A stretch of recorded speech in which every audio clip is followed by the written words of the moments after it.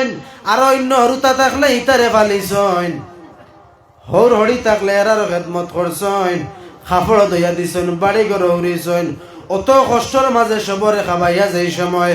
তাইন প্লেটে খানা তো গিয়া লইয়া বইয়া যেই সময় খাওয়ার মাঝে বসলা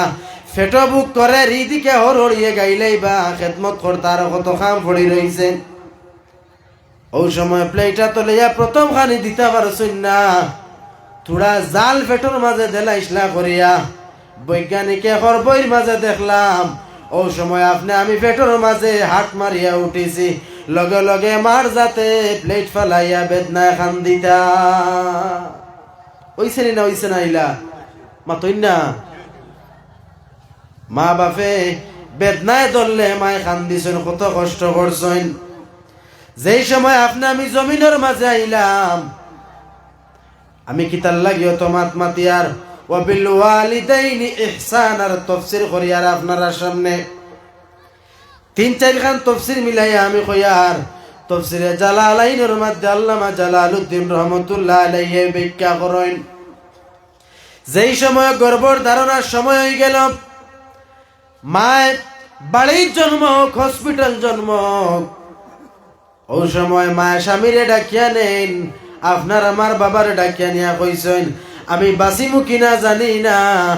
আমি জমিন থাকি যদি যাই গিয়া তাহলে আমার হরিত গুন্তরে সুন্দর করে ফালিও কইছেন না কইছেন না মাতই নাকি হাত বুঝা যান না নি কইছেন অত কষ্ট তান উপরে ভরসা নাই যে কন্ডিশনও আসলা যে অবস্থা আসলা যে পরিস্থিতি আসলা তাইন বাঁচিবা কি মরবা তাইন ওখানো সন্দেহ আসলা ও মার যাতে যেই সময় আপনার আমার জমিনের মাঝে পাইলা ডাক্তরে কইছিল ছেলে কিবা তো মেয়ে পাইছ বুঝা যার মায়ে জমিন থাকি জিহাদ করিয়া ইতরা শরীর রক্ত উড়ারে ভাই মা শরীরে রক্ত থাকে মায় তো কষ্ট করেন